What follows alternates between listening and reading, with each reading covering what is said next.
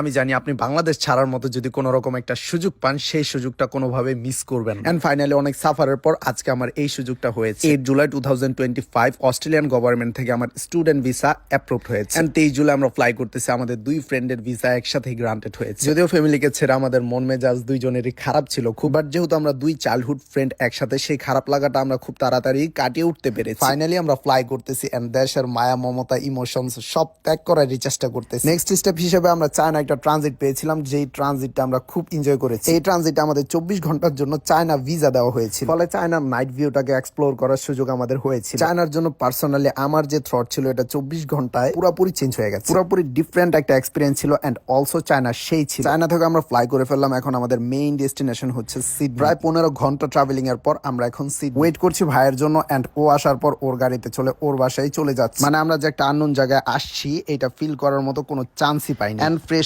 হয়ে আমরা বেস্ট একটা বেঙ্গলি মিল নিতে পারছি আলহামদুলিল্লাহ। বাংলাদেশ টু সিডনি ট্রাভেলটা বেস্ট ছিল। এখন এখানে নিজেকে খাপ খাওয়ানোর পালা এন্ড সার্ভাইভ করার পালা। আপনারা দোয়া করবেন, ভালোবাসা রাখবেন। আর সো এই পেজটার মধ্যে আমি সার্ভাইভিং এর বিভিন্ন জিনিস মাঝে মাঝে আপলোড করতে পারি, আপনারা চাইলে পেজটা ফলো আপে রাখতে পারেন। Thank you.